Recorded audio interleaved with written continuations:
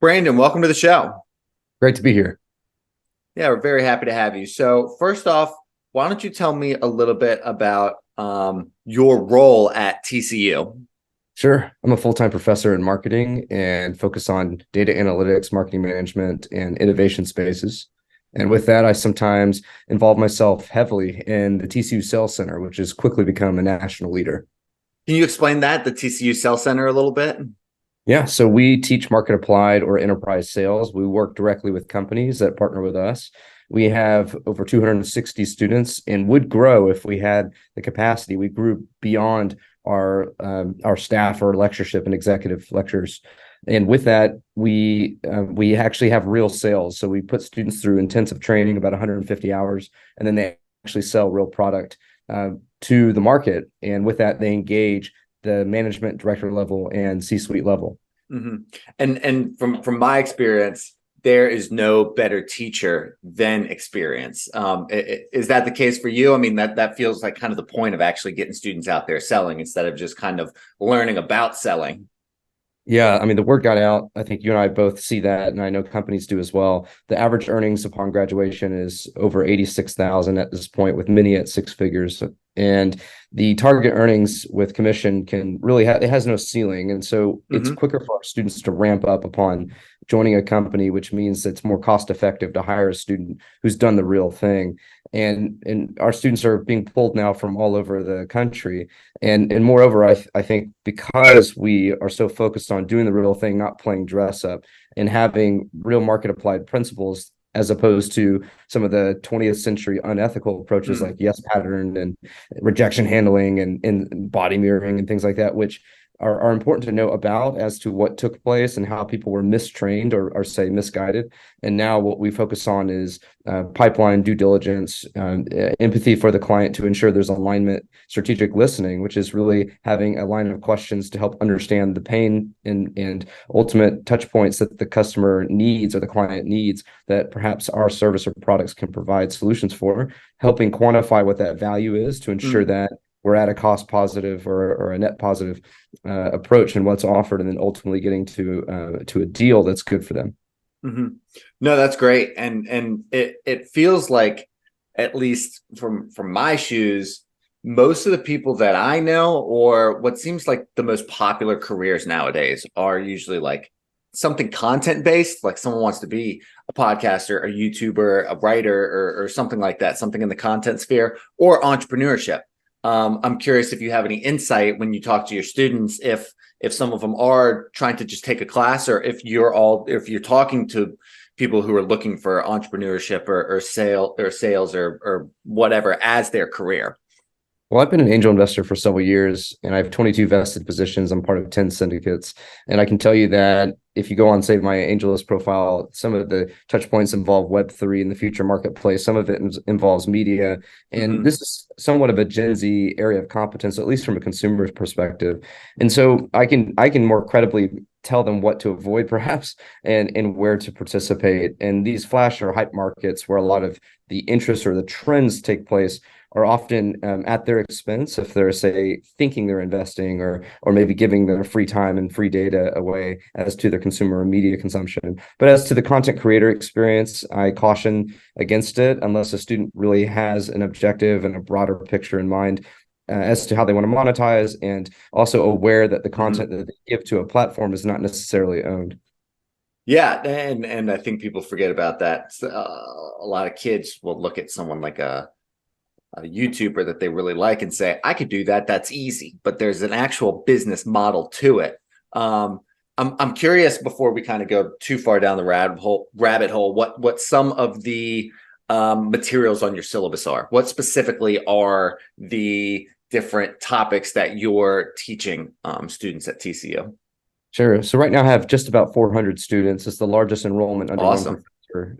Thanks, under one professor at TCU. And I think that's happened because one, the class I teach now called marketing management is for all majors. And as a course that catches everything in business, so to speak, everyone from information sciences, or excuse me, information systems to supply chain, real estate, finance, accounting, with all these incredible students in our class, to show them marketing is to show them how in the future they're going to need to build in-house marketing teams to grow their customer base or user base and to procure the right enterprise deals if it's a B2B framework.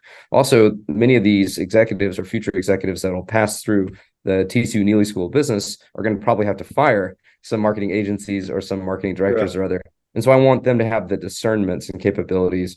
And that starts with understanding what marketing is from a rudimentary standpoint, then moving into case study to see how it's applied in the market with examples. And the last thing is we have a course client for each team, and students are put into teams where real businesses in the mid-market who have real marketing challenges are then solved by our students in teams. And then their biggest grade weight of the class is determined on whether or not the solutions they provide are substantiated, defensible, and ultimately pass the sniff test of the companies and me. Because when they're pitching an idea to an investor, that's something that they have to do. Like, I mean, that feels pretty replicable in the real world. Is that the intention? Well, it's not so much that everyone goes into venture scale and needs to fundraise or capitalize through stage financing. I think the ability to understand product market fit or message market fit in a marketing experience is really about running in-house operational marketing and then third party contracting with a good discernment. If they do go and fundraise for whatever business that they're part of, whether it's something that needs mezzanine financing or something that's maybe at zero and needs to go to one, those the skills or the peripheral knowledge that they get about marketing, so from the internal operations to the external marketplace that they evaluate, will certainly help them make the case. And how was your path to academia? For example, my aunt, she went to school, then went to grad school, then went for her master's, her PhD, became a TA, became a professor, and essentially just went to school and never left. I'm curious if your story is the same, or if you took maybe some time off after college, worked in the real world a little bit, and then came back. I've always run two careers at once. One of them has been as a student moving into academia, and the other has been as a business operator or a chief marketing officer, and now more in the advising and consultancy experience as an investor.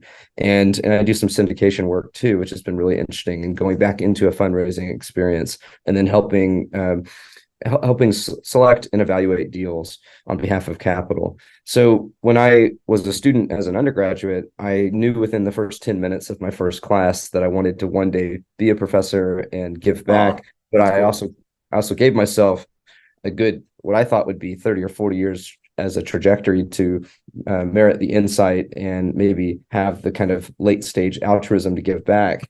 It just happened sooner than I ever anticipated, in part because some of the windfalls came earlier than I ever thought would happen. And that might be attributed to running these two careers at once, where I, unlike most people, would organize my day in such a strong regimen and with such rigidity that to break it meant I felt uncomfortable, rather, as opposed to doing something hard made me uncomfortable. I actually liked doing those hard things so regularly that without them, I actually got uncomfortable. So I used to do an all-nighter once a week and schedule it so that I could gain an advantage in some of the things I was doing. I don't do that now. It's not so much responsible for health or maybe my overall stamina, but at one point I could sustain that. I'm a student right now. I'm a law student at Texas A&M School of Law here in Fort Worth, Texas, where TCU is also located. And the institution is top 30 as a law school in the country. The program I'm in, which is a Master's of Legal Studies and real estate focus, has been already helpful in some of the syndication work and real estate development work I do. But to answer the question more succinctly, I made sure that every company I joined or any big success I had, I then started a new academic chapter to explore questions that I had for the next chapter coming up. And by running ahead and also studying slowly, if that makes sense, I was able to build that two-career track and ultimately arrive to a ranking professorship in full-time, while also having the bandwidth while in the role to spin up companies, invest and advise and do other things. And that's not easy, man. I mean, is that kind of two trajectory, that parallel path, something that you would recommend to other people? Do you think that, like, I mean, it sounds like you're very happy and successful because of that. That's also decently unconventional. Usually people go career or they go college. I know I worked while I was at college, but not, it doesn't sound like to the extent of which you were. Is that path that you're referring to something you would recommend to, Gen Zers or your 19 to 24s that might be listening right now? Well, I mean, you run a studio and production operation on the side, so you've got something going on, and I know Mm-hmm. you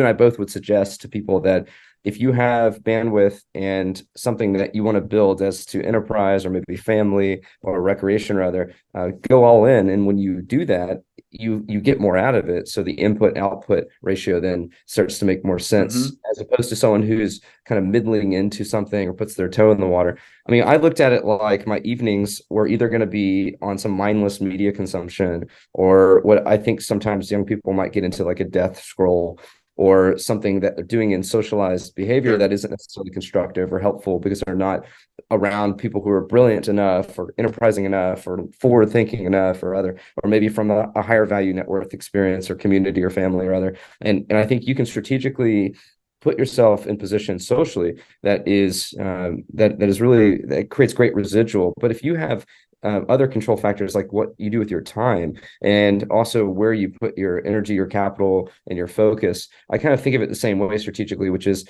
I have a really, really good time when I'm around the business community. I love the people I meet. I think they're often above average intelligence, if not sometimes brilliant, and they have a market scope that is proficient and narrow, but also broad in the way that they're aware and reading, and so I get really good insight that way. And then on the personal and private end of things, the way I read and the way I build companies or maybe organize capital or other in those moments where I'm fully alone, I get this synthesis. And I think by having a two-track approach to career, which for me was academia and business, Mm-hmm. and for someone to whom I recommend building a two-track career, which could be something totally different, like say their daytime work in sales and their evening work in arts or something like that.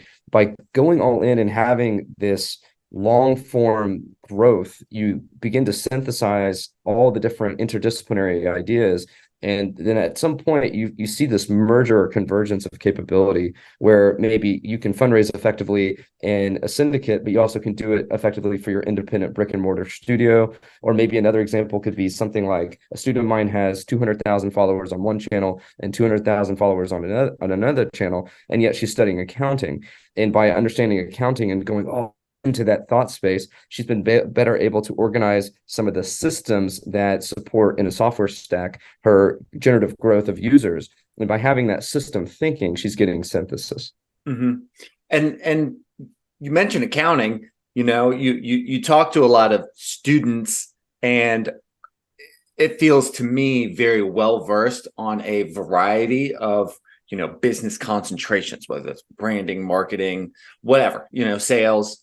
I'm curious if you have an opinion on what kind of entrepreneurship concentration you would recommend people to focus their energy on. If there was one skill that might be the most advantageous to really Yeah. put a lot of energy into.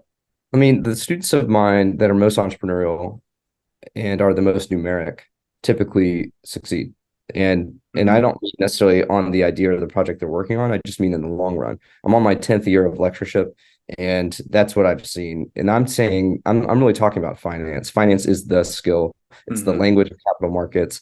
It's also how they're going to best understand their pro formas and their P&L. And it's also the language that investors speak and understand and think through and dream in. And so when we are fluent and have a fluent conversation with a startup founder, it's more assuring that their idea that where they believe something is scalable or has product market fit or other, and they also understand the unit economics of what they're doing and the capital term sheet of what they're proposing. That typically means we have someone who's mature, typically a higher emotional intelligence, because it took time to learn the language and took Mm-hmm. time to think through how their business is modeled and valued and will be valued. And I just see a kind of soft correlation in that EQ intelligence. There's an intelligence and then there's an emotional intelligence space. And I'm just noticing that those with more financial competence typically have that higher EQ. And that means they can better calibrate decisions, think in a more analytical and responsible way, as opposed to just driving passion forward all the time time and focusing on things that can really break a business, like too much emphasis on company culture as opposed to the customer and growth metrics and stage finance value and prospective windfalls. Because there's a quote I heard that is essentially like, create and build with no fear, but edit and reduce with no mercy. And sometimes when emotions get involved, people lose that ability to edit or reduce or cut with no mercy. I'm curious from your perspective, Brandon, how specifically technology and strategic marketing practices have evolved throughout your career. I think you have a advantageous position being in academia to be a little bit more hands-on in seeing where trends are moving toward and from. Do you have any insight on that? Yeah, I mean, when I first got started, everything was about the cloud. Then everything went to big data, and then everything went to blockchain, and now everything's AI. And we'll soon move into probably something more concrete or consequential with metaverse, or whatever else that next kind of pop or innovation or bubble space is, where you see a buzzword fly through most of the deal flow put in front of angel syndicates. I can tell you that on trend, what's used internally is often just better software, better dashboarding, better UI UX for operational automation systems and just operational marketing. I mean, from the CMO desk, what I saw is we could tell a story with some data insights about our existing and prospective customers. That storytelling helped us inform all of the different touch points in our marketing campaigns and those working with us, like budget procurement, if it was an in-house conversation, or maybe it's about allocation and just more responsible messaging and ways that we can create more predictive analytics to get better marketing return on investment in more responsible expenditure. Now, I think what we have are software tech stack build outs that engage customers where people used to, in an analog format, engage in an effective way that now informs a machine learning system. That system then has to, with monitoring, execute in a way that a person would as to decision and decision trees. And then now, as those decisions are rendered, they're evaluated and then reprocessed. And that's really fun to see. I've seen chatbots become more sophisticated of late. I've seen internal Slack conversations become an evaluative tool to determine inefficiencies in ideas or recurring themes or other that should be acted on that haven't been acted on. So prompts that are coming also internally that then can better inform campaign calendaring and such. I've seen some really good attribution metrics that we didn't used to have, where an agency would run a campaign and give claim to how people would click through or buy something. And now I think we can better substantiate how a campaign or a message or other had attribution. Attribution is a big term that really signifies how money was made in a marketing experience. And it's one of those ways that people are learning where the money's actually going when it comes to the marketing side of things.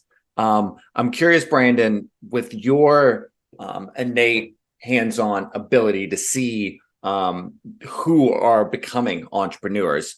Not only do you teach, but you do a lot of other, guest speaker lectures and stuff like that. I'm curious if there are certain, I don't know if you'd call them behavior profiles or demographics that really maybe paint the picture of who an entrepreneur is, or maybe if it's more like environmental factors that affect who or what might become an entrepreneur. I'm kind of always just curious. Talking with entrepreneurs on this show, everyone's like, entrepreneurs are different and special, and I'm kind of curious how or why, because you're seeing people who are turning into them. What's your insight there? No, the most successful entrepreneurs are probably in their 40s, 50s, and 60s, and they're people that are not necessarily special, but rather have a special expertise and the moxie to go and get something done where there's a pain point or a gap to fill. Oftentimes, they're not trying to scale something nationally or internationally. They're building a company that can stand on its own, often bootstrapped or family funded. And in that, maybe they go and get some leveraged capital and collateralize or create a kind of forced liquidation schedule to build out something from an analog process to something in a more modern form business. I've seen that a few times. I'm also finding that some of the most entrepreneurial people are folks that are not necessarily edgy, wearing a hoodie or speaking in a language of the future or in some kind of futuristic technological biz blab. Instead, they are finance majors who are organizing capital to buy boring businesses that are at break even or barely cash positive, better operationalizing them, rolling them back up into a higher speculative value, and then finding a marketplace. I'm seeing a lot of that acquisition model as the baby boomer generation has a lot of stagnant businesses that have some analog process that could be improved upon. And sometimes these companies are at such a low valuation relative to their potential impact in their market ecosystem or their small market sector that they really are good buys. And so a lot of my students who are focused on that kind of approach, who are very entrepreneurial, are very systemized. They often wear suits. They're respectful. They have no problem with the authority of banks or any other kind of capital issuance communities. And if anything, they're deferential to them. They're at the country clubs. I find them to be mature and easy to work with.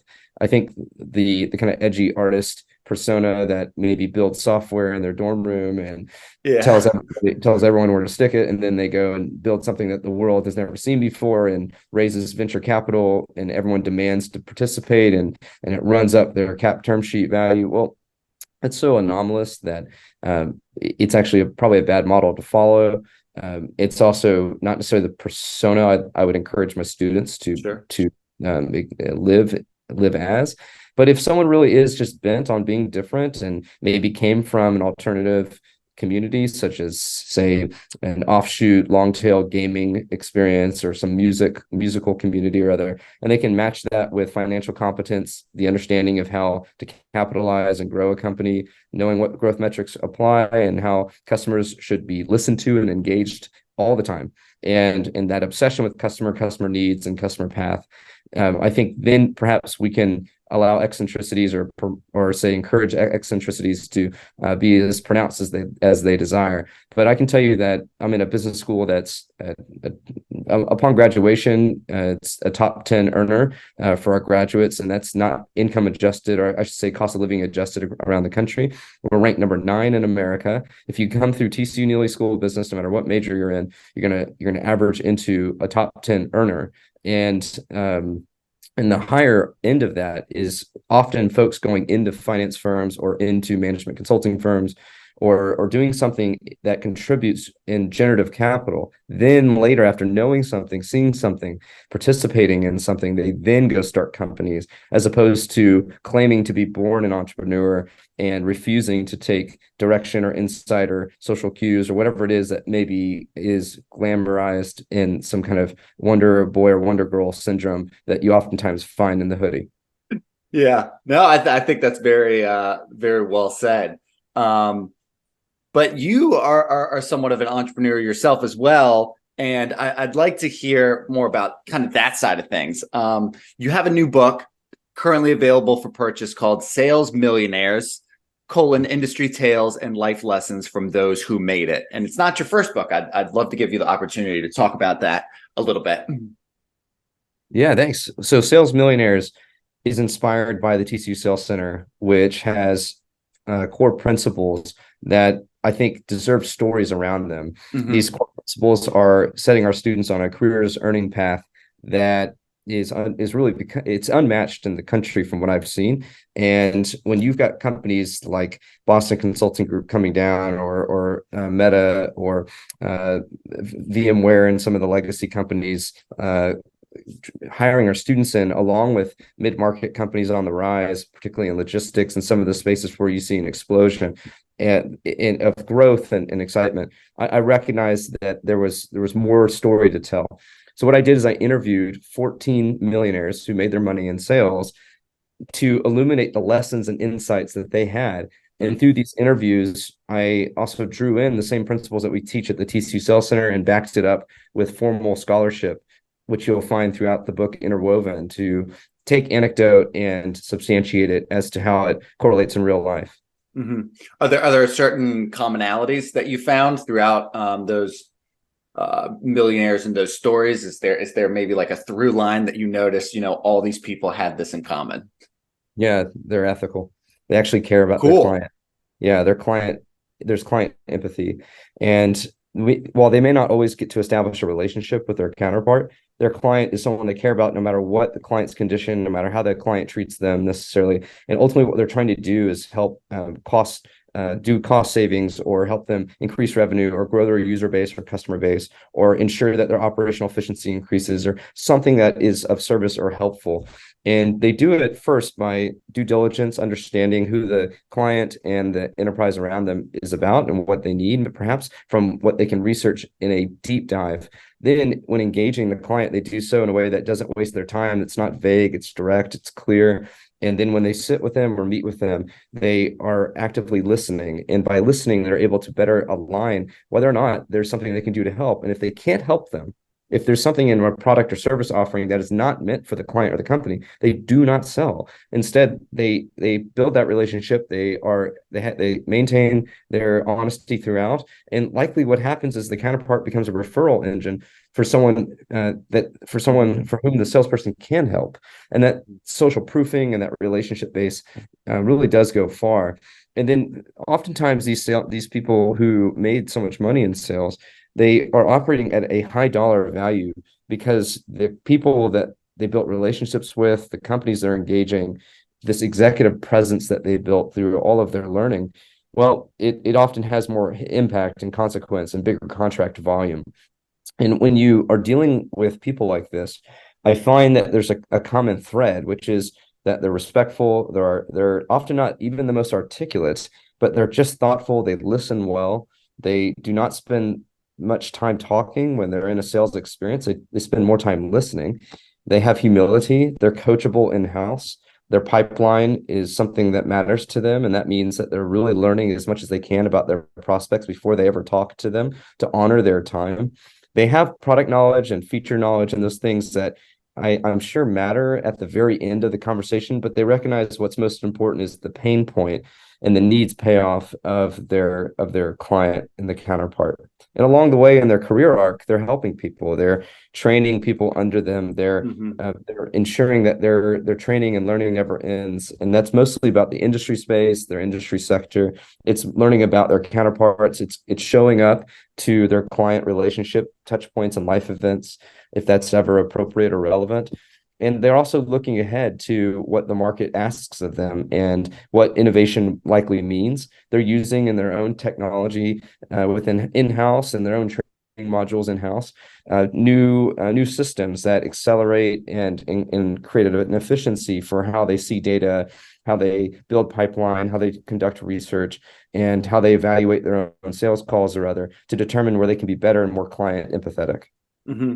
And it supports your evidence and your claim that entrepreneurs have a high emotional quotient, that they have an emotional IQ, because they're empathetic and they see things as acts of service sometimes. And I think that is the easiest way to connect with people is to not want anything from them, just kind of provide space for people to be people and be not even altruistic, because that's like trying to be something, but just kind of being, I mean, I think there's something really special about being present with someone. So that makes me really happy to hear that kind of the assumptions that I have in my head of how millionaires become millionaires is because they're backstabbing anyone they can find along their way is actually counterintuitive, is a false narrative, Oh yeah, I think so, and it's counterintuitive because of the reputation, perhaps, of the 20th century of what sales was, and I can say that now it's really focused on value and delivering value, and if you're able to deliver a tremendous amount of value, you're going to capture some of that value, and that's where the earnings are. Mm-hmm. No, that's beautiful, man. Before we wrap up, Brandon, I always ask my guests the same final question. With especially everything you've got going on, entrepreneurship in the e-commerce industry can be extremely high stress. And I'm curious, what are some hobbies and interests you have in your free time that you do to ensure a healthy work-life harmony? Yeah, I just finished my season with the Fort Worth Wooden Bat League for 40 and up, and everyone's knees and ankles are hurting, I'm sure. Nice. We lost our championship game, but we played so hard, and a lot of guys come together from different industries and grit and give some grit and grind to that. I play a bunch of basketball as well downtown with the business group, and that's incredibly fun. And we all pretend to be younger and have more vitality, but we which we regret in the sauna after the games. But when we're playing, we're having fun, we're letting it out. I try to jump in on swing jazz ensembles when I can. This is jazz manouche. Whoa. It's kind of a 1930s and 40s style chop music that has some really incredible timeless tunes that most people have heard of but didn't quite know where it came from, and playing to those origins and being part of the percussive back end of it as a percussionist is really fun. And I think for me, being a professor and lecturing feels like it's a meaningful impact space, empowering a new generation of business people with insights and case studies and relationships through Q&As with guest lectures and my network that I can bring in. And so it doesn't feel like work. And so I don't really have the stress I think a lot of people do. And I try not to talk about it too much because I know a lot of people are in jobs that maybe they feel a bit burdened by, but I feel set free in a sense by intellectually and with enterprise. So entrepreneurially, by being a professor, I've got incredible colleagues in the senior category all the way down to the new hires that have come in after me, and TCU Neely School of Business and the TCU Sales Center and the marketing department under which it's housed are all incredible partners and supportive. And all of our professor contract structures are modeled in a way to play into our strengths and how we can best engage our community for whether it's Fort Worth, Texas, which is one of the fastest growing markets in America, or more broadly in Texas and business markets outward. And I run an advisory with some brilliant partners, and some of that involves placement capital with international lenders that want to invest in the Texas energy market and get involved in Bitcoin mining with substations on oil extraction, energy, gas extraction here in Texas. That's been fascinating. And so that seems like a hobby, even though it has a high touch point, high value touch point in terms of the deal and the deal action, incredibly complex and fun. And so when I'm doing those kind of things at my breakfasts or lunch meetings, I'm satiated the whole time. I feel alive. It feels like recreation, though, if there's contracts and commissions involved, of course. And then the last thing is I just try to read as much as I can and take on the books recommended to me. If it's been recommended for a third time, I'll finally acquiesce and put the book in my hand and go for it. And sometimes I will sit in my office or at home and I'll read half the day, and I'm in a way paid to do that, so that I can take ideas and then pass them on to a cohort of students, which seems to get bigger every